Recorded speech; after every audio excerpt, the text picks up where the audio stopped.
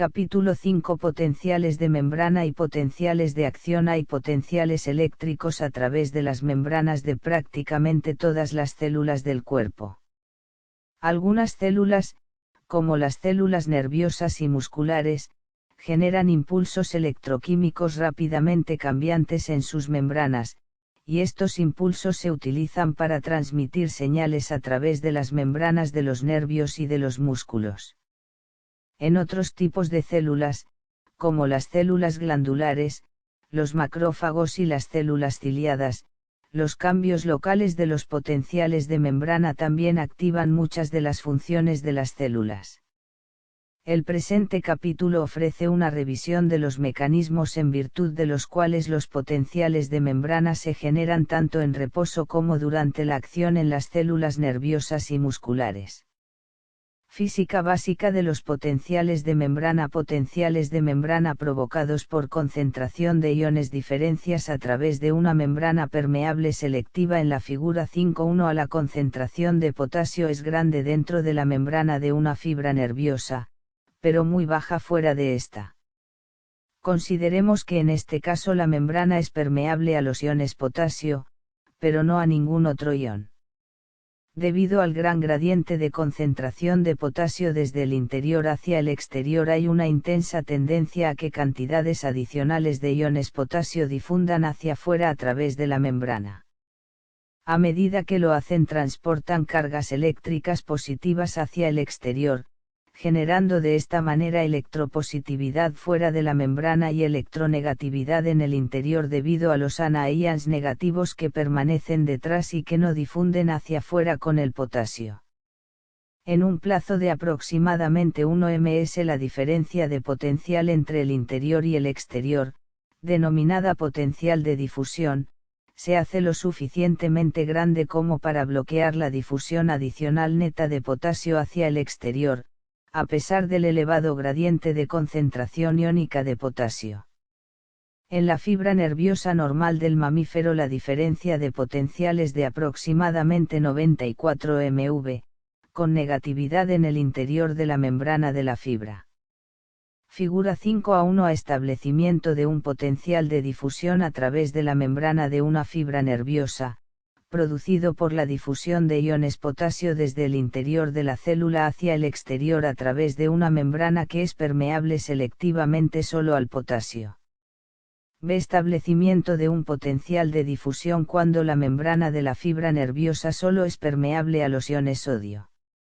Obsérvese que el potencial de la membrana interna es negativo cuando difunden los iones potasio y positivo cuando difunden los iones sodio debido a los gradients de concentración opuestos de estos dos iones.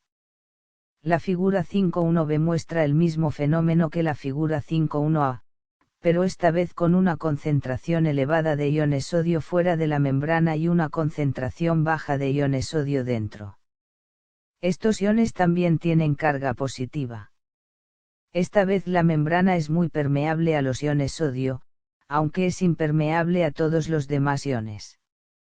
La difusión de los iones sodio de carga positiva hacia el interior crea un potencial de membrana de polaridad opuesta al de la figura 5.1a, con negatividad en el exterior y positividad en el interior. Una vez más el potencial de membrana se hace lo suficientemente elevado en un plazo de milisegundos como para bloquear la ulterior difusión neta de iones sodio hacia el interior. Sin embargo, esta vez, en la fibra nerviosa del mamífero, el potencial es de aproximadamente 61 mV positivos en el interior de la fibra. Así, en las dos partes de la figura 5.1 vemos que una diferencia de concentración de iones a través de una membrana puede, en condiciones adecuadas, crear un potencial de membrana. Más adelante en este capítulo mostramos que muchos de los rápidos cambios de los potenciales de membrana que se observan durante la transmisión de los impulsos nerviosos y musculares se deben a la aparición de estos potenciales de difusión rápidamente cambiantes. La ecuación de Nernst describe la relación del potencial de difusión con la diferencia de concentración de iones a través de una membrana. El nivel del potencial de difusión a través de una membrana que se opone exactamente a la difusión neta de un ion particular a través de la membrana se denomina potencial de Nernst para ese ion, un término que se introdujo en el capítulo 4. La magnitud del potencial de Nernst viene determinada por el cociente de las concentraciones de ese ion específico en los dos lados de la membrana. Cuanto mayor es este cociente, mayor es la tendencia del ion a difundir en una dirección y, por tanto, mayor será el potencial de Nernst necesario para impedir la difusión neta adicional. Se puede utilizar la siguiente ecuación, denominada ecuación de Nernst, para calcular el potencial de Nernst para cualquier ion univalente a la temperatura corporal normal, 37 grados, donde Fm es la fuerza electromotriz y Z es la carga eléctrica del ion, por ejemplo, más 1 para Ki. Cuando se utiliza esta fórmula habitualmente se asume que el potencial del líquido extracelular que está fuera de la membrana se mantiene a un nivel de potencial cero, y que el potencial de Nernst es el potencial que está en el interior de la membrana. Además, el signo del potencial es positivo, y, si el ion que difunde desde el interior hacia el exterior es un ion negativo, y es negativo, si el ion es positivo. Así, cuando la concentración de iones potasio positivos en el interior es 10 veces mayor que la del exterior, el logaritmo de 10 es 1, de modo que se calcula que el potencial de Nernst es de 61 MV en el interior de la membrana. La ecuación de Goldman se utiliza para calcular el potencial de difusión cuando la membrana es permeable a varios iones diferentes. Cuando una membrana es permeable a varios iones diferentes, el potencial de difusión que se genera depende de tres factores: 1. La polaridad de la carga eléctrica de cada uno de los iones; 2. La permeabilidad de la membrana P a cada uno de los iones; y 3. Las concentraciones C de los respectivos iones en el interior, y en el exterior, E, de la membrana. Así, la fórmula siguiente, que se denomina ecuación de Goldman o ecuación de Goldman-Hodgkin-Katz, da el potencial de membrana calculado en el interior de la membrana cuando participan dos iones positivos univalentes, sodio, Na, y potasio, Ki, y un ion negativo univalente, cloruro, Cl. A partir de la ecuación de Goldman se hacen evidentes varios puntos clave. En primer lugar, los iones sodio, potasio y cloruro son los iones más importantes que participan en la generación de los potenciales de membrana en las fibras nerviosas y musculares, así como en las células neuronales del sistema nervioso. El gradiente de concentración de cada uno de estos iones a través de la membrana ayuda a determinar el voltaje del potencial de membrana. Segundo, el grado de importancia de cada uno de los iones en la determinación del voltaje es proporcional a la permeabilidad de la membrana para ese ion particular. Es decir, si la membrana tiene una permeabilidad cero para los iones potasio y cloruro, el potencial de membrana está dominado totalmente por el gradiente de concentración de los iones sodio de manera aislada, y el potencial resultante será igual al potencial de Nernst para el sodio. Lo mismo se puede aplicar a los otros dos iones si la membrana se hiciera permeable selectivamente para uno u otro de manera aislada. Tercero, un gradiente positivo de concentración iónica desde el interior de la membrana hacia el exterior produce electronegatividad en el interior de la membrana. La razón de este fenómeno es que el exceso de iones positivos difunde hacia el exterior cuando su concentración es mayor en el interior que en el exterior. Esta difusión desplaza cargas positivas hacia el exterior, aunque deja los anions negativos no difusibles en el interior, creando de esta manera electronegatividad en el interior. Se produce el efecto contrario cuando hay un gradiente de unión negativo. Por ejemplo, un gradiente del ion de cloruro desde el exterior hacia el interior produce negatividad en el interior de la célula porque el exceso de iones cloruro de carga negativa difunde hacia el interior, a la vez que dejan los iones positivos no difusibles en el exterior. Cuarto, como se explica más adelante, la permeabilidad de los canales de sodio y de potasio experimenta cambios rápidos durante la transmisión de un impulso nervioso, mientras que la permeabilidad de los canales de cloruro no se modifica mucho durante este proceso. Por tanto, los cambios rápidos de la permeabilidad al sodio y el potasio son los principales responsables de la transmisión de las señales en las neuronas, que es el tema de la mayor parte del resto de este capítulo. Medición del potencial de membrana. El método para medir el potencial de membrana es simple en teoría, aunque con frecuencia es difícil en la práctica debido al pequeño tamaño de la mayor parte de las fibras. La figura 5a2 muestra una pipeta pequeña llena de una solución de electrolitos. La pipeta se inserta en la membrana celular hasta el interior de la fibra. Después se coloca otro electrodo, denominado electrodo indiferente, en el líquido extracelular, y se mide la diferencia de potencial entre el interior y exterior de la fibra utilizando un voltímetro adecuado. Este voltímetro es un aparato electrónico muy sofisticado que puede medir voltajes pequeños a pesar de la resistencia muy elevada al flujo eléctrico a través de la punta de la micropipeta, que tiene un diámetro luminal habitualmente menor de 1 micrómetro y una resistencia mayor de 1.000.000 de ohmios. Para registrar los cambios rápidos del potencial de membrana durante la transmisión de los impulsos nerviosos, el microelectrodo se conecta a un osciloscopio, como se explicará más adelante en este mismo capítulo. Figura 5a2. Medición del potencial de membrana de una fibra nerviosa utilizando un microelectrodo. La parte inferior de la figura 5a2 muestra el potencial eléctrico que se mide en cada punto de la membrana de la fibra nerviosa o cerca de la misma, comenzando en el lado izquierdo de la figura y desplazándose hacia la derecha. Siempre que el electrodo esté fuera de la membrana del nervio, el potencial que se registra es cero, que es el potencial del líquido extracelular. Después, a medida que el electrodo de registro atraviesa la zona de cambio de voltaje en la membrana celular, denominada capa de dipolo eléctrico, el potencial disminuye bruscamente hasta menos 90 MV. Al moverse a través del interior de la fibra, el potencial permanece en un nivel estable de menos 90 MV, aunque vuelve a cero en el momento en el que atraviesa la membrana en el lado opuesto de la fibra. Para generar un potencial negativo en el interior de la membrana solo se debe transportar hacia afuera un número suficiente de iones positivos para generar la capa de dipolo eléctrico en la propia membrana. Todos los demás iones del interior de la fibra nerviosa pueden ser positivos o negativos, como se muestra en la parte superior de la figura 5a3.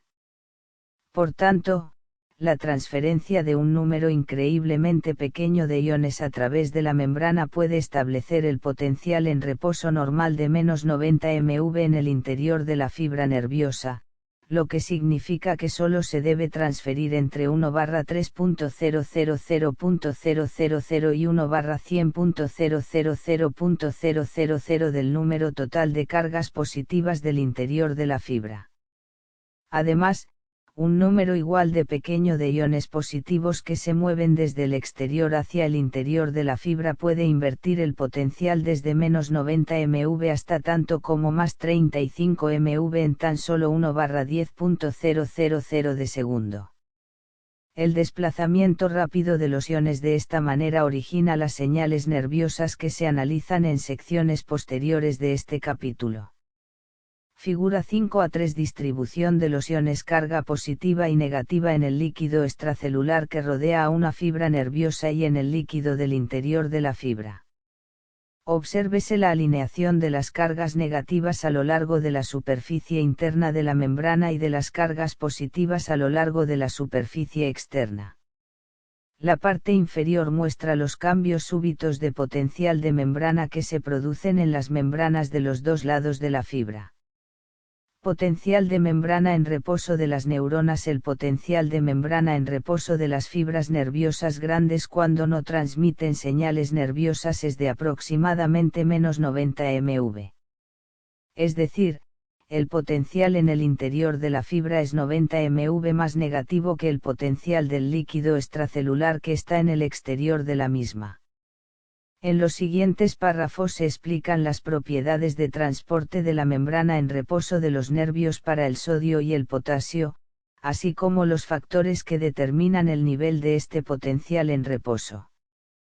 Transporte activo de los iones sodio y potasio a través de la membrana, la bomba sodio-potasio, NiCaI, como se señaló en el capítulo 4.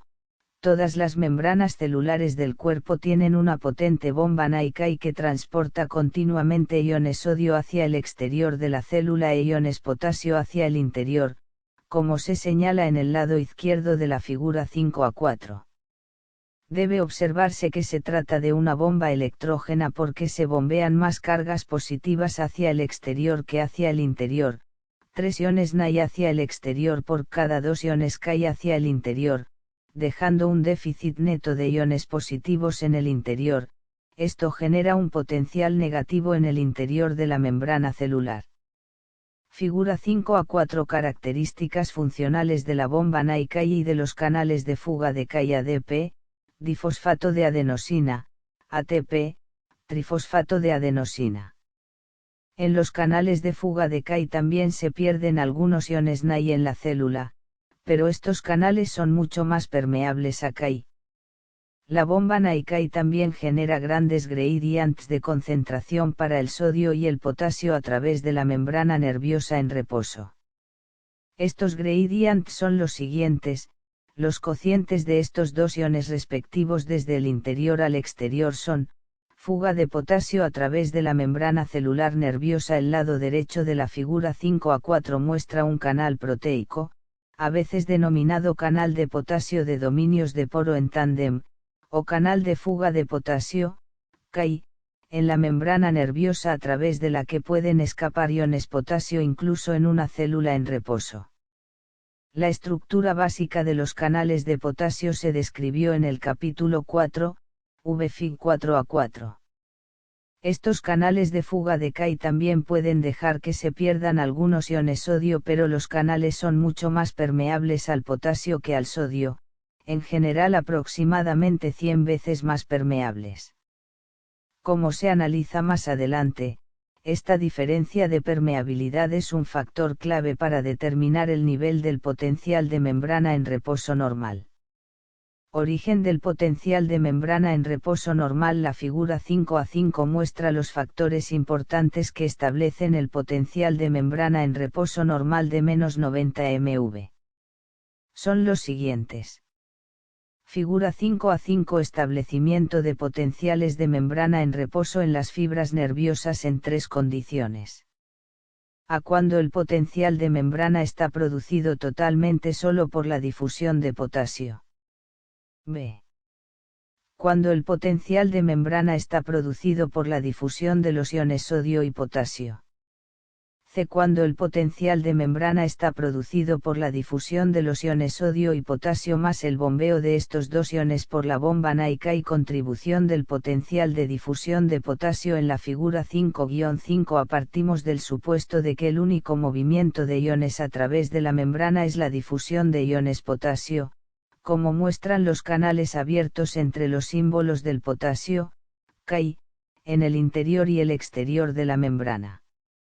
Debido al elevado cociente de los iones potasio entre el interior y el exterior, 35:1, el potencial de Nernst que corresponde a este cociente es de -94 mV porque el logaritmo de 35 es 1,54, y 1,54 multiplicado por -61 mV es -94 mV.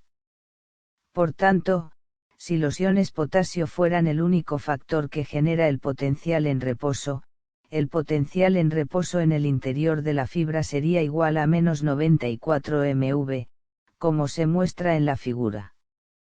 Contribución de la difusión de sodio a través de la membrana nerviosa. La figura 5-5b muestra la adición de la ligera permeabilidad de la membrana nerviosa a los iones sodio, producida por la minúscula difusión de estos a través de los canales de fuga de Kainai. El cociente de los iones sodio desde el interior hasta el exterior de la membrana es de 0,1, lo que da un potencial de Nernst calculado para el interior de la membrana de más 61 MV. Además, en la figura 5-5b se muestra que el potencial de Nernst para la difusión de potasio es de menos 94 MV. ¿Cómo interaccionan entre sí y cuál será el potencial resultante? Esta pregunta se puede responder utilizando la ecuación de Goldman que se ha descrito previamente. Intuitivamente se puede ver que, si la membrana es muy permeable al potasio pero solo ligeramente permeable al sodio, es lógico que la difusión del potasio contribuya mucho más al potencial de membrana que la difusión del sodio. En la fibra nerviosa normal la permeabilidad de la membrana al potasio es aproximadamente 100 veces mayor que la permeabilidad al sodio. Utilizando este valor en la ecuación de Goldman se obtiene un potencial en el interior de la membrana de menos 86 MV, que es próximo al potencial del potasio que se muestra en la figura. Contribución de la bomba Naikai. En la figura 5-5c se muestra que la bomba Naikai proporciona una contribución adicional al potencial en reposo. Esta figura muestra que se produce un bombeo continuo de 3 iones sodio hacia el exterior por cada 2 iones potasio que se bombean hacia el interior de la membrana. El bombeo de más iones sodio hacia el exterior que el de iones potasio hacia el interior da lugar a una pérdida continua de cargas positivas desde el interior de la membrana para generar un grado adicional de negatividad, aproximadamente menos 4 MV más, en el interior además del que se puede explicar por la difusión de manera aislada. Por tanto, como se muestra en la figura 5-5c, el potencial de membrana neto cuando actúan todos estos mecanismos a la vez es de aproximadamente menos 90 MV. En resumen, los potenciales de difusión aislados que produce la difusión del sodio y del potasio darían un potencial de membrana de aproximadamente menos 86 MV, casi todo determinado por la difusión de potasio. Además, se generan menos 4 MV adicionales al potencial de membrana por la acción continua de la bomba de Naikai electrógena, generándose un potencial neto de membrana de menos 90 MV. Potencial de acción de las neuronas. Las señales nerviosas se transmiten mediante potenciales de acción que son cambios rápidos del potencial de membrana que se extienden rápidamente a lo largo de la membrana de la fibra nerviosa. Cada potencial de acción comienza con un cambio súbito desde el potencial de membrana negativo en reposo normal hasta un potencial positivo y termina con un cambio casi igual de rápido de nuevo hacia el potencial negativo. Para conducir una señal nerviosa el potencial de acción se desplaza a lo largo de la fibra nerviosa hasta que llega a su extremo. La parte superior de la figura 5-6 muestra los cambios que se producen en la membrana durante el potencial de acción, con la transferencia de las cargas positivas hacia el interior de la fibra en el momento de su inicio y el regreso de las cargas positivas al exterior al final. La parte inferior muestra gráficamente los cambios sucesivos del potencial de membrana durante unas pocas 10 milésimas de segundo, ilustrando el inicio explosivo del potencial de acción y la recuperación, que es casi igual de rápida. Figura 5-6 Potencial de acción típico registrado por el método que se muestra en la parte superior de la figura. Las sucesivas fases del potencial de acción son las siguientes. Fase de reposo. La fase de reposo es el potencial de membrana en reposo antes del comienzo del potencial de acción. Se dice que la membrana está polarizada durante esta fase debido al potencial de membrana negativo de menos 90 MV que está presente. Fase de despolarización. En este momento la membrana se hace súbitamente muy permeable a los iones sodio, lo que permite que un gran número de iones sodio con carga positiva difunda hacia el interior del axón. El estado polarizado normal de -90 MV se neutraliza inmediatamente por la entrada de iones sodio cargados positivamente, y el potencial aumenta rápidamente en dirección positiva, un proceso denominado despolarización. En las fibras nerviosas grandes el gran exceso de iones sodio positivos que se mueven hacia el interior hace que el potencial de membrana realmente se sobreexcite más allá del nivel cero y que se haga algo positivo. En algunas fibras más pequeñas, así como en muchas neuronas del sistema nervioso central, el potencial simplemente se acerca al nivel cero y no hay sobreexcitación hacia el estado positivo. Fase de repolarización en un plazo de algunas 10 milésimas de segundo después de que la membrana se haya hecho muy permeable a los iones sodio, los canales de sodio comienzan a cerrarse y los canales de potasio se abren más de lo normal. De esta manera, la rápida difusión de los iones potasio hacia el exterior restablece el potencial de membrana en reposo negativo normal, que se denomina repolarización de la membrana. Para explicar más en detalle los factores que producen tanto la despolarización como la repolarización se describirán las características especiales de otros dos tipos de canales transportadores que atraviesan la membrana nerviosa, los canales de sodio y de potasio activados por el voltaje. Canales de sodio y potasio activados por el voltaje. El actor necesario en la producción tanto de la despolarización como de la repolarización de la membrana nerviosa durante el potencial de acción es el canal de sodio activado por el voltaje. Un canal de potasio activado por el voltaje también tiene una función importante en el aumento de la rapidez de la repolarización de la membrana. Estos dos canales activados por el voltaje tienen una función adicional a la de la bomba Naikai y de los canales de fuga de Kai. Activación e inactivación del canal de sodio activado por el voltaje. La parte superior de la figura 5a7 muestra el canal de sodio activado por el voltaje en tres estados distintos.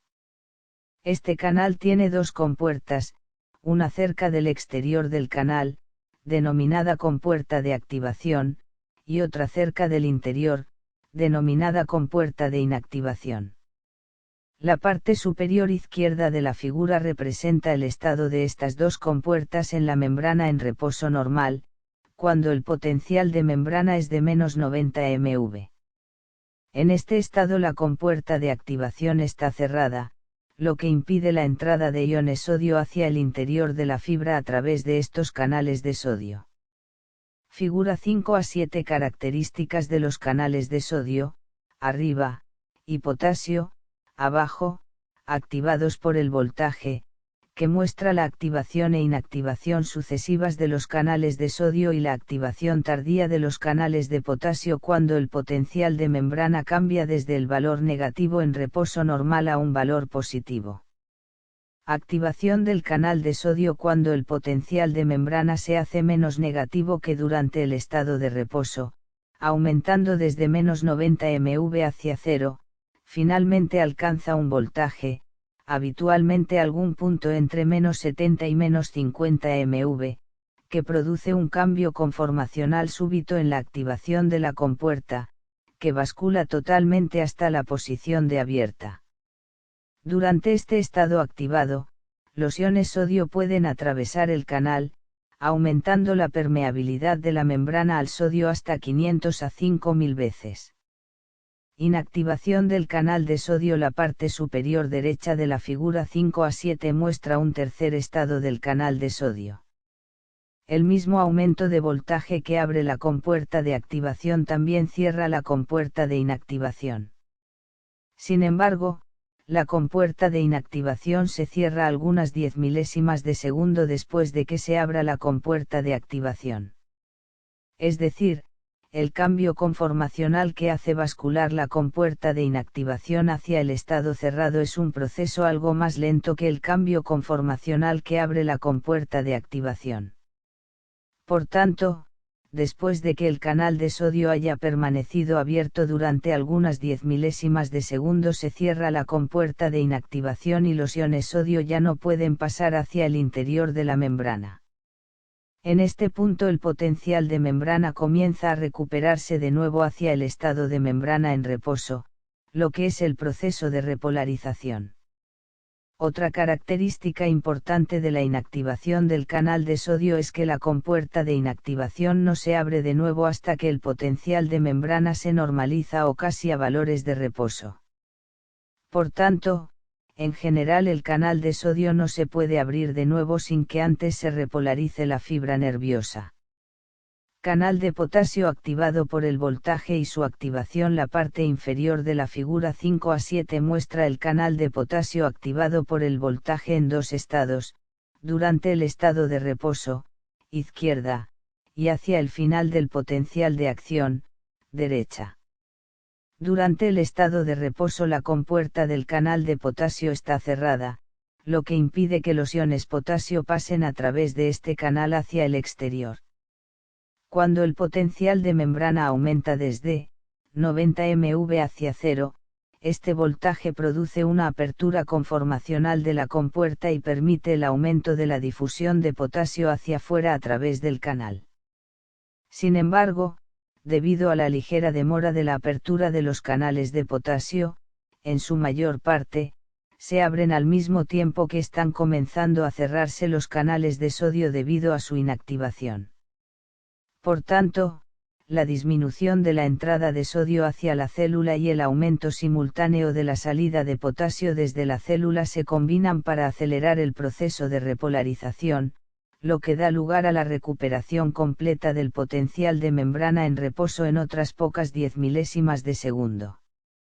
Método de la pinza de voltaje para medir el efecto del voltaje sobre la apertura y el cierre de los canales activados por el voltaje. La investigación original que llevó al conocimiento cuantitativo de los canales de sodio y de potasio fue tan ingeniosa que les valió el premio Nobel a los científicos responsables, Hawking y Huxley. La esencia de estos estudios se muestra en las figuras 5 a 8 y 5 a 9. Figura 5 a 8. Método de la pinza de voltaje para estudiar el flujo de iones a través de canales específicos.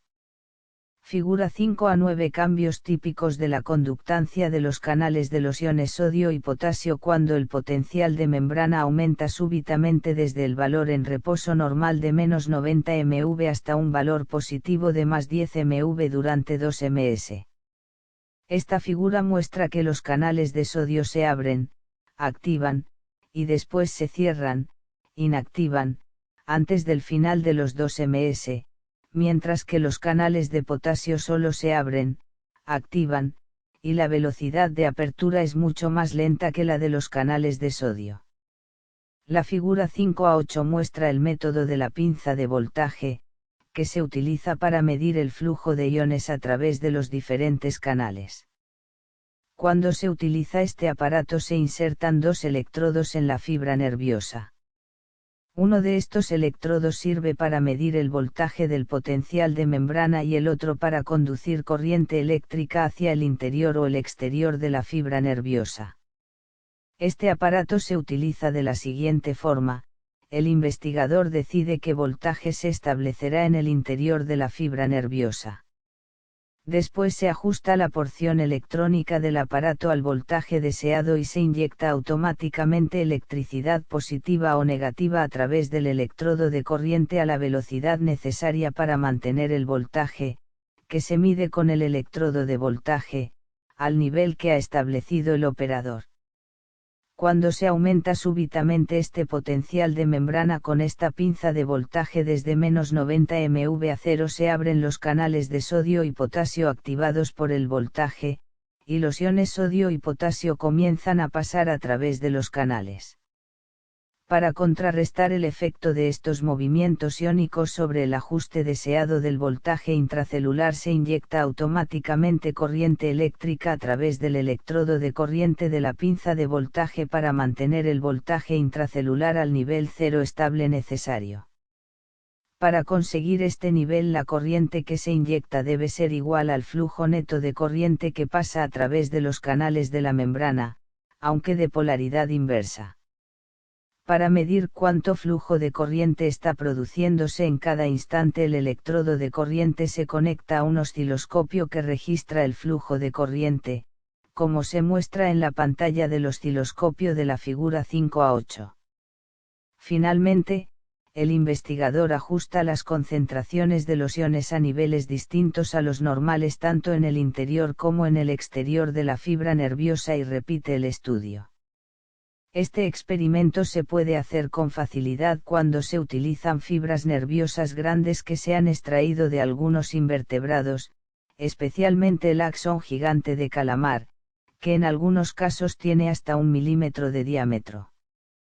Cuando el sodio es el único ion difusible que hay en las soluciones del interior y del exterior del axón de calamar, la pinza de voltaje mide el flujo de corriente solo a través de los canales de sodio. Cuando el potasio es el único ion difusible, solo se mide el flujo de corriente a través de los canales de potasio.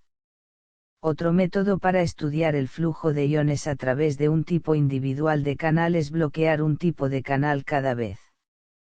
Por ejemplo, los canales de sodio se pueden bloquear por una toxina denominada tetrodotoxina cuando se aplica al exterior de la membrana celular en la que están localizadas las compuertas de activación del sodio. Por el contrario, el ion tetraetilamonio bloquea los canales de potasio cuando se aplica al interior de la fibra nerviosa. La figura 5a9 muestra los cambios típicos de la conductancia de los canales de sodio y de potasio activados por el voltaje cuando se aumenta súbitamente el potencial de membrana mediante la utilización de la pinza de voltaje desde menos 90 mV hasta más 10 mV y luego, 2 ms después, de nuevo hasta menos 90 mV. Obsérvese la apertura súbita de los canales de sodio, la fase de activación, en un plazo de una pequeña fracción de milisegundo después de aumentar el potencial de membrana hasta el valor positivo. Sin embargo, durante el siguiente milisegundo aproximadamente, los canales de sodio se cierran automáticamente, fase de inactivación. Obsérvese la apertura, activación, de los canales de potasio, que se abren lentamente y alcanzan su estado totalmente abierto solo después de que se hayan cerrado casi completamente los canales de sodio. Además, una vez que los canales de potasio están abiertos, permanecen abiertos durante toda la duración del potencial de membrana positivo y no vuelven a cerrarse hasta que el potencial de membrana ha disminuido de nuevo hasta un valor negativo. Resumen de los fenómenos que causan el potencial de acción. La figura 5a10 resume los fenómenos secuenciales que se producen durante el potencial de acción y poco después del mismo. La parte inferior de la figura muestra los cambios de la conductancia de la membrana a los iones sodio y potasio. Durante el estado de reposo, antes de que comience el potencial de acción, la conductancia a los iones potasio es 50 a 100 veces mayor que la conductancia a los iones sodio. Esta disparidad se debe a una fuga mucho mayor de iones potasio que sodio a través de los canales de fuga. Sin embargo, al inicio del potencial de acción se activan instantáneamente los canales de sodio y dan lugar a un aumento de la conductancia al sodio de 5000 veces. Después el proceso de inactivación cierra los canales de sodio en otra fracción de milisegundo. El inicio del potencial de acción también produce activación por el voltaje de los canales de potasio, haciendo que empiecen a abrirse más lentamente una fracción de milisegundo después de que se abran los canales de sodio. Al final del potencial de acción, el retorno del potencial de membrana al estado negativo hace que se cierren de nuevo los canales de potasio hasta su estado original, pero una vez más solo después de una demora de 1 ms o más. Figura 5a10 Cambios de la conductancia al sodio y al potasio durante el transcurso del potencial de acción. La conductancia al sodio aumenta varios miles de veces durante las primeras fases del potencial de acción, mientras que la conductancia al potasio aumenta solo aproximadamente 30 veces durante las últimas fases del potencial de acción y durante un breve periodo posteriormente. Estas curvas se han construido a partir de la teoría que se presentó en artículos de Hailkin y Huxley, aunque extrapolada del axón de calamar para aplicarla a los potenciales de membrana de las fibras nerviosas grandes de mamíferos. La porción media de la figura 5a10 muestra el cociente de la conductancia al sodio con respecto a la conductancia al potasio en todo momento durante el potencial de acción, y por encima de esta representación está el propio potencial de acción. Durante la primera porción del potencial de acción el cociente de la conductancia al sodio respecto a la del potasio aumenta más de 1000 veces. Por tanto, fluyen muchos más iones sodio hacia el interior de la fibra que iones potasio salen hacia el exterior. Esto es lo que hace que el potencial de membrana se haga positivo al inicio del potencial de acción. Después empiezan a cerrarse los canales de sodio y a abrirse los canales de potasio, de modo que el cociente de conductancia se desplaza más a favor de la elevada conductancia al potasio con una baja conductancia al sodio. Este desplazamiento permite una pérdida muy rápida de iones potasio hacia el exterior, con un flujo prácticamente nulo de iones sodio hacia el interior. En consecuencia, el potencial de acción vuelve rápidamente a su nivel basal. Funciones de otros iones durante el potencial de acción. Hasta ahora hemos considerado solo la función de los iones sodio y potasio en la generación del potencial de acción. Se deben considerar al menos otros dos tipos de iones, los anions negativos y los iones calcio. Iones con carga negativa, anions, no difusibles en el interior del axón nervioso. En el interior del axón hay muchos iones de carga negativa que no pueden atravesar los canales de la membrana. Incluyen los anions de las moléculas proteicas y de muchos compuestos de fosfato orgánicos, compuestos de sulfato y similares. Como estos iones no pueden salir del interior del axón, cualquier déficit de iones positivos en el interior de la membrana deja un exceso de estos anions negativos no difusibles. Por tanto, estos iones negativos no difusibles son responsables de la carga negativa en el interior de la fibra cuando hay un déficit neto de iones potasio de carga positiva y de otros iones positivos. Iones calcio. Las membranas de casi todas las células del cuerpo tienen una bomba de calcio similar a la bomba de sodio, y el calcio coopera con el sodio, o actúa en su lugar, en algunas células para producir la mayor parte del potencial de acción. Al igual que la bomba de sodio, la bomba de potasio transporta iones calcio desde el interior hacia el exterior de la membrana celular, o hacia el interior del retículo endoplásmico de la célula, creando un gradiente de ion calcio de aproximadamente 10.000 veces. Este proceso deja una concentración celular interna de iones calcio de aproximadamente 10 a 7 molar, en comparación con una concentración externa de aproximadamente 10 a 3 molar. Además hay canales de calcio activados por el voltaje. Dado que la concentración de iones calcio es más de 10.000 veces mayor en el fluido extracelular que en el intracelular, existe un enorme gradiente de difusión para el flujo pasivo de iones calcio a las células. Estos canales son ligeramente permeables a los iones sodio y a los iones calcio, sin embargo, su permeabilidad al calcio es aproximadamente 1000 veces mayor que al sodio en condiciones fisiológicas normales. Cuando el canal se abre como respuesta a un estímulo que despolariza la membrana celular, los iones calcio fluyen al interior de la célula. Una función importante de los canales de iones calcio activados por el voltaje consiste en su contribución a la fase de despolarización en el potencial de acción en algunas células. No obstante, la activación de los canales de calcio es lenta, y precisa hasta 10 a 20 veces más tiempo para su activación que los canales de sodio. Por este motivo, a menudo se denominan canales lentos, en contraposición a los canales de sodio, que se denominan canales rápidos. Por tanto, la apertura de los canales de calcio proporciona una despolarización más sostenida, mientras que los canales de sodio desempeñan un papel clave en la iniciación de los potenciales de acción. Hay abundantes canales de calcio tanto en el músculo cardíaco como el músculo liso.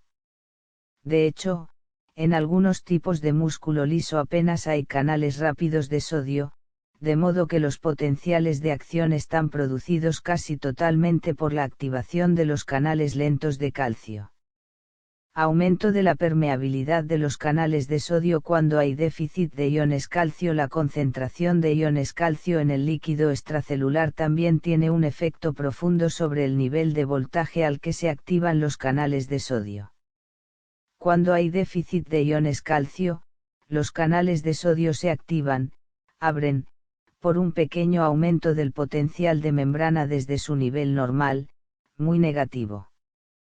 Por tanto, la fibra nerviosa se hace muy excitable, y a veces descarga de manera repetitiva sin provocación en lugar de permanecer en su estado de reposo. De hecho, es necesario que la concentración del ion calcio disminuya solo un 50% por debajo de su concentración normal para que se produzca la descarga espontánea en algunos nervios periféricos, produciendo con frecuencia tetania muscular. Esta tetania muscular a veces resulta mortal por la contracción tetánica de los músculos respiratorios. El probable mecanismo mediante el cual los iones calcio afectan a los canales de sodio es el siguiente: estos iones parecen unirse a la superficie externa de la molécula de la proteína del canal de sodio. Las cargas positivas de estos iones calcio, a su vez, alteran el estado eléctrico de la propia proteína del canal de sodio, lo que modifica el nivel de voltaje necesario para abrir la compuerta de sodio.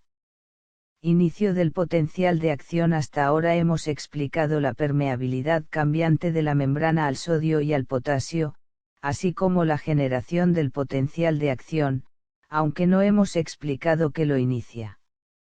Un ciclo de retroalimentación positiva abre los canales de sodio primero, siempre que no haya alteraciones de la membrana de la fibra nerviosa, no se produce ningún potencial de acción en el nervio normal.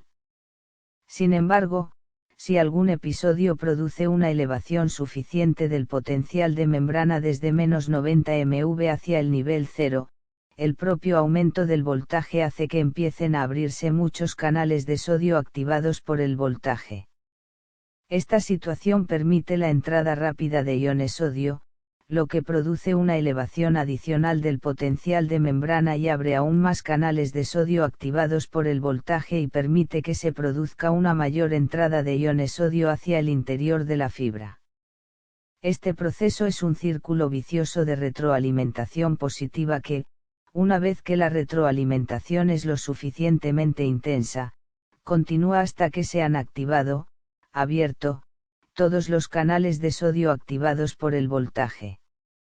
Posteriormente, en un plazo de otra fracción de milisegundo, el aumento del potencial de membrana produce cierre de los canales de sodio y apertura de los canales de potasio, y pronto finaliza el potencial de acción.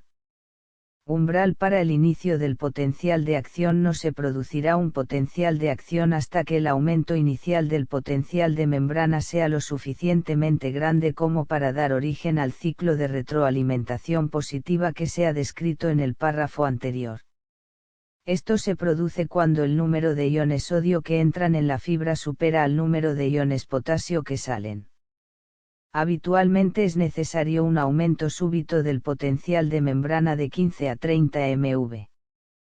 Por tanto, un aumento súbito del potencial de membrana en una fibra nerviosa grande desde -90 mV hasta aproximadamente -65 mV suele dar lugar a la aparición explosiva de un potencial de acción. Se dice que este nivel de -65 mV es el umbral para la estimulación. Propagación del potencial de acción. En los párrafos anteriores hemos analizado el potencial de acción que se produce en un punto de la membrana. Sin embargo, un potencial de acción que se desencadena en cualquier punto de una membrana excitable habitualmente excita porciones adyacentes de la membrana, dando lugar a la propagación del potencial de acción a lo largo de la membrana. Este mecanismo se muestra en la figura 5 a 11. Figura 5 a 11. Propagación de los potenciales de acción en ambas direcciones a lo largo de una fibra de conducción. La figura 5-11A muestra una fibra nerviosa en reposo normal y la figura 5-11B muestra una fibra nerviosa que ha sido excitada en su porción media, es decir, la porción media presenta de manera súbita un aumento de la permeabilidad al sodio. Las flechas muestran un circuito local de flujo de corriente desde las zonas despolarizadas de la membrana hacia las zonas adyacentes de la membrana en reposo.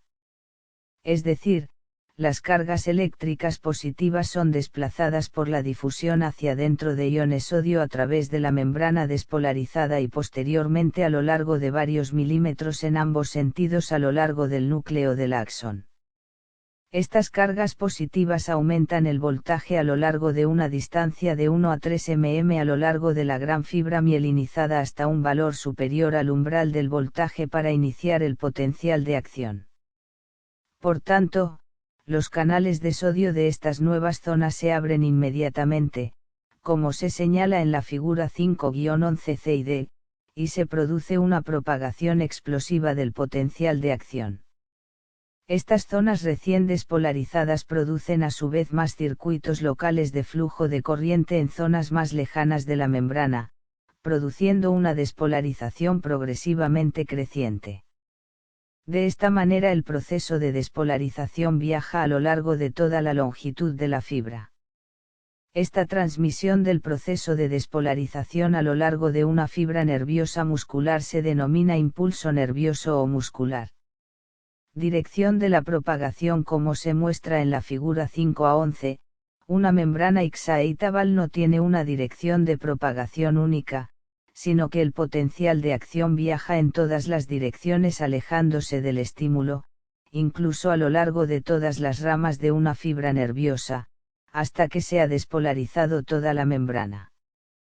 Principio del todo o nada. Una vez que se ha originado un potencial de acción en cualquier punto de la membrana de una fibra normal, el proceso de despolarización viaja por toda la membrana si las condiciones son las adecuadas, o no viaja en absoluto si no lo son. Este principio se denomina principio del todo o nada y se aplica a todos los tejidos excitables normales. De manera ocasional, el potencial de acción alcanza un punto de la membrana en el que no genera un voltaje suficiente como para estimular la siguiente zona de la membrana. Cuando se produce esta situación se interrumpe la diseminación de la despolarización. Por tanto, para que se produzca la propagación continuada de un impulso, el cociente del potencial de acción respecto al umbral de excitación debe ser mayor de 1 en todo momento. Este requisito de mayor de 1 se denomina factor de seguridad para la propagación. Restablecimiento de los gradientes iónicos de sodio y potasio tras completarse los potenciales de acción. La importancia del metabolismo de la energía. La propagación de cada potencial de acción a lo largo de una fibra nerviosa reduce ligeramente las diferencias de concentración de sodio y de potasio en el interior y en el exterior de la membrana, porque los iones sodio difunden hacia el interior durante la despolarización y los iones potasio difunden hacia el exterior durante la repolarización. Para un único potencial de acción este efecto es tan pequeño que no se puede medir. De hecho, se pueden transmitir entre 100.000 y 50 millones de impulsos por las grandes fibras nerviosas de gran tamaño antes de que las diferencias de concentración alcancen el punto de que se interrumpa la conducción del potencial de acción. Aún así, con el tiempo se hace necesario restablecer las diferencias de las concentraciones de membrana de sodio y de potasio, que se consiguen por la acción de la bomba Naica y de la misma manera que se ha descrito previamente para el restablecimiento original del potencial en reposo. Es decir, los iones sodio que han difundido hacia el interior de la célula durante los potenciales de acción y los iones potasio que han difundido hacia el exterior deben volver a su estado original por la bomba Naica y, como esta bomba precisa energía para esta operación, esta recarga de la fibra nerviosa es un proceso metabólico activo que utiliza la energía que procede del sistema energético del trifosfato de adenosina de la célula. La figura 5-12 muestra que la fibra nerviosa produce un incremento de calor durante la recarga, que es una medida del gasto energético cuando aumenta la frecuencia de los impulsos nerviosos. Figura 5 a 12. Producción de calor en una fibra nerviosa en reposo y a frecuencias de estimulación progresivamente mayores. Una característica especial de la bomba NAICA y adenosina trifosfatasa es que su grado de actividad se estimula mucho cuando se acumula un exceso de iones sodio en el interior de la membrana celular. De hecho, la actividad de bombeo aumenta aproximadamente en proporción a la tercera potencia de esta concentración intracelular de sodio. Cuando la concentración interna de sodio aumenta desde 10 hasta 20 mEq/L, la actividad de la bomba no solo aumenta, sino que lo hace aproximadamente 8 veces. Por tanto, es fácil comprender cómo el proceso de recarga de la fibra nerviosa se puede poner rápidamente en movimiento siempre que empiezan a agotarse las diferencias de concentración de los iones sodio y potasio a través de la membrana. Meseta en algunos potenciales de acción. En algunos casos la membrana excitada no se repolariza inmediatamente después de la despolarización, por el contrario, el potencial permanece en una meseta cerca del máximo del potencial de espiga durante muchos milisegundos, y solo después comienza la repolarización. Esta meseta se muestra en la figura 5 a 13, se puede ver fácilmente que la meseta generalmente prolonga el periodo de despolarización. Este tipo de potencial de acción se produce en las fibras musculares cardíacas, en las que la meseta dura hasta 0,2 a 0,3 s y hace que la contracción del músculo cardíaco dure este mismo y prolongado periodo de tiempo. Figura 5 a 13. Potencial de acción, en milivoltios, de una fibra de Purkinje del corazón, que muestra una meseta. La causa de la meseta es una combinación de varios factores. En primer lugar, en el proceso de despolarización del músculo cardíaco participan dos tipos de canales: 1, los canales de sodio habituales activados por el voltaje, denominados canales rápidos, y 2, los canales de calcio-sodio activados por el voltaje, canales de calcio de tipo L, que tienen una apertura lenta y que, por tanto, se denominan canales lentos. La apertura de los canales rápidos origina la porción en espiga del potencial de acción, mientras que la apertura prolongada de los canales lentos de calcio-sodio principalmente permite la entrada de iones calcio en la fibra, lo que es responsable en buena medida de la porción de meseta del potencial de acción. Un segundo factor que puede ser responsable en parte de la meseta es que los canales de potasio activados por el voltaje tienen una apertura más lenta de lo habitual, y con frecuencia no se abren mucho hasta el final de la meseta.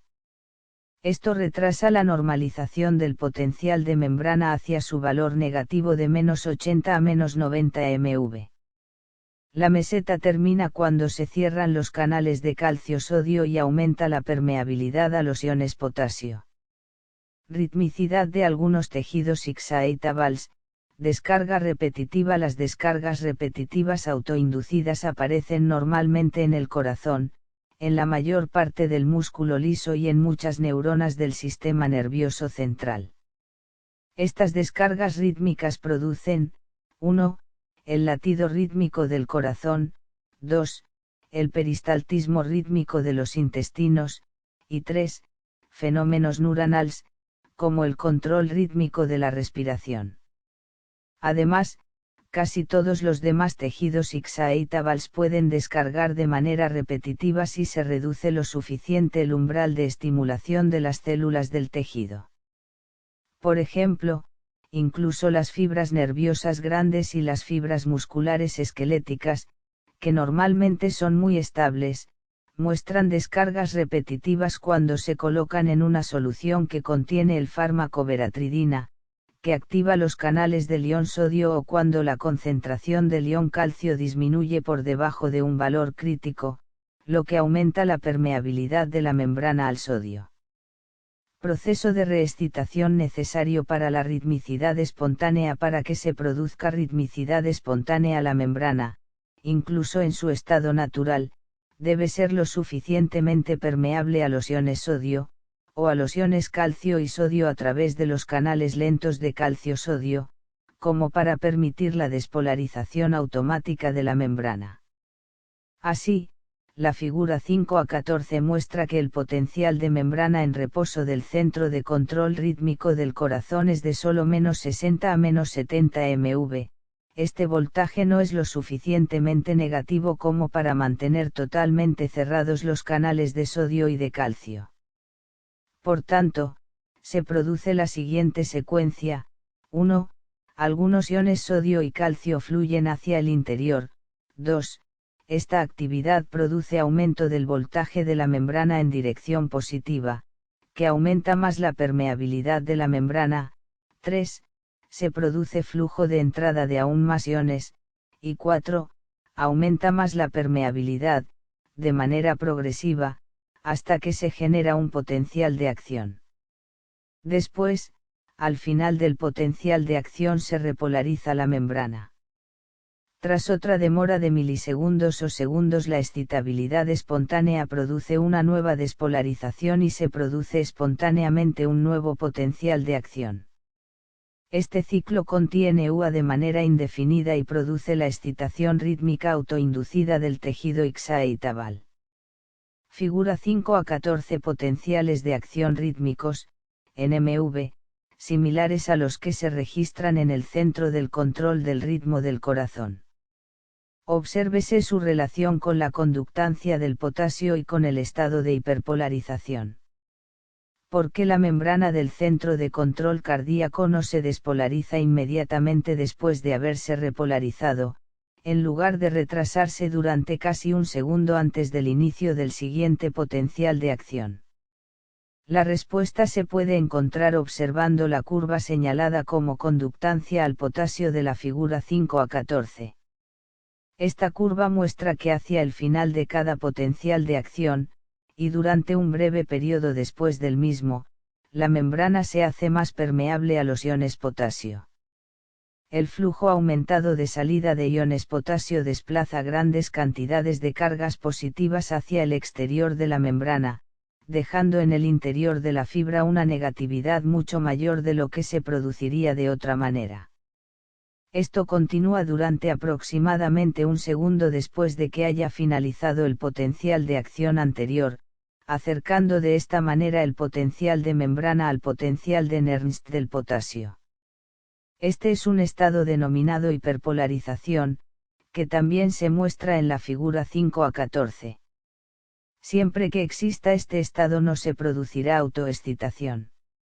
Sin embargo, la conductancia aumentada para el potasio, y el estado de hiperpolarización, desaparece gradualmente, como se muestra en la figura, después de que haya finalizado el potencial de acción, lo que permite que el potencial de membrana aumente de nuevo hasta el umbral de excitación. Entonces se produce súbitamente un nuevo potencial de acción y el proceso se repite de manera indefinida.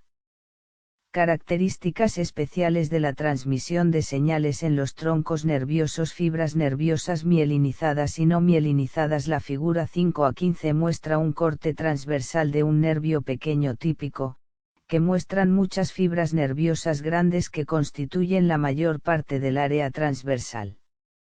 Sin embargo, una mirada más detenida muestra muchas fibras más pequeñas que están entre las fibras grandes. Las fibras grandes son mielinizadas y las pequeñas no mielinizadas.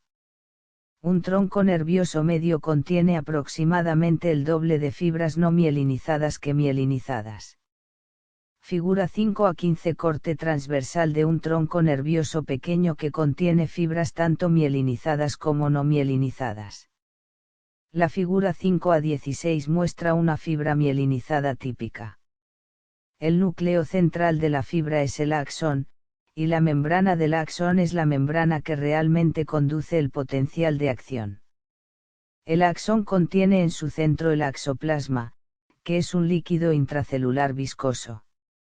Alrededor del axón hay una vaina de mielina que con frecuencia es mucho más gruesa que el propio axón. Aproximadamente una vez cada 1 a 3 mm a lo largo de la vaina de mielina hay un nódulo de Rambier. Figura 5 a 16. Función de la célula de Sivaan en el aislamiento de las fibras nerviosas. A la membrana de una célula de Sivaan recubre un axón grande para formar la vaina de mielina de la fibra nerviosa mielinizada. B. Recubrimiento parcial de la membrana y del citoplasma de una célula de Sivaan alrededor de múltiples fibras nerviosas no mielinizadas, en sección transversal. A. Modificado de Leeson TS, Leeson R, Histology. Filadelfia, W. Saunders, 1979. Las células de Sivaan depositan la vaina de mielina alrededor del axón de la siguiente manera. En primer lugar, la membrana de una célula de Sivaan rodea el axón. Después, la célula de Sivaan rota muchas veces alrededor del axón, depositando múltiples capas de membrana de la célula de Sivaan que contiene la sustancia lipídica esfingomielina. Esta sustancia es un excelente aislante eléctrico que disminuye el flujo iónico a través de la membrana aproximadamente 5000 veces. En la unión entre dos células de Sivaan sucesivas a lo largo del axón permanece una pequeña zona no aislada de solo 2 a 3 m de longitud en la que los iones pueden seguir fluyendo con facilidad a través de la membrana del axón entre el líquido extracelular y el líquido intracelular del interior del axón. Esta zona se denomina nódulo de Rambier. Conducción saltatoria en las fibras mielinizadas de un nódulo a otro. Aunque los iones apenas pueden fluir a través de las gruesas vainas de mielina de los nervios mielinizados, sí lo hacen fácilmente a través de los nódulos de Rambier.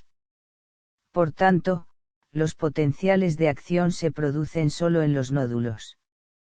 A pesar de todo, los potenciales de acción se conducen desde un nódulo a otro, como se muestra en la figura 5 a 17, esto se denomina conducción saltatoria. Es decir, la corriente eléctrica fluye por el líquido extracelular circundante que está fuera de la vaina de mielina, así como por el axoplasma del interior del axón, de un nódulo a otro, excitando nódulos sucesivos uno después de otro. Así, el impulso nervioso recorre a saltos la fibra, lo que es el origen del término saltatoria. Figura 5 a 17. Conducción saltatoria a lo largo de un axón mielinizado. El flujo de corriente eléctrica desde un nodo a otro se ilustra con las flechas. La conducción saltatoria es útil por dos motivos. Primero, al hacer que el proceso de despolarización salte intervalos largos a lo largo del eje de la fibra nerviosa, este mecanismo aumenta la velocidad de la transmisión nerviosa en las fibras mielinizadas hasta 5 a 50 veces. Segundo, la conducción saltatoria conserva la energía para el axón porque solo se despolarizan los nódulos, permitiendo una pérdida de iones tal vez 100 veces menor de lo que sería necesario de otra manera, y por tanto precisa poco gasto de energía para restablecer las diferencias de concentración de sodio y de potasio a través de la membrana después de una serie de impulsos nerviosos. El excelente aislamiento que ofrece la membrana de mielina y la disminución de 50 veces de la capacitancia de la membrana también permiten que se produzca la repolarización con poca transferencia de iones. Velocidad de conducción en las fibras nerviosas. La velocidad de conducción del potencial de acción en las fibras nerviosas varía desde tan solo 0,25 metros por segundo en las fibras no mielinizadas pequeñas hasta 100 metros por segundo, un valor superior a la longitud de un campo de fútbol en un segundo, en las fibras mielinizadas grandes. Excitación, el proceso de generación del potencial de acción. Básicamente, cualquier factor que haga que los iones sodio comiencen a difundir hacia el interior a través de la membrana en un número suficiente puede desencadenar la apertura regenerativa automática de los canales de sodio. Esta apertura regenerativa automática se puede deber a un trastorno mecánico de la membrana, a los efectos químicos sobre la membrana o al paso de electricidad a través de la membrana. Todos estos enfoques se utilizan en diferentes puntos del cuerpo para generar potenciales de acción nerviosos o musculares, presión nerviosa para excitar las terminaciones nerviosas sensitivas de la piel, neurotransmisores químicos para transmitir señales desde una neurona a la siguiente en el cerebro y una corriente eléctrica para transmitir señales entre células musculares sucesivas del corazón y del intestino. Con el objetivo de comprender el proceso de excitación, comencemos analizando los principios de la estimulación eléctrica.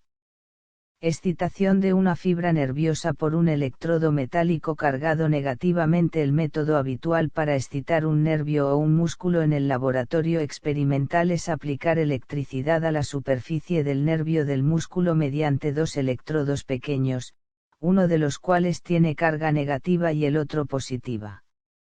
Cuando se aplica electricidad de esta manera, la membrana excitable se estimula en el electrodo negativo.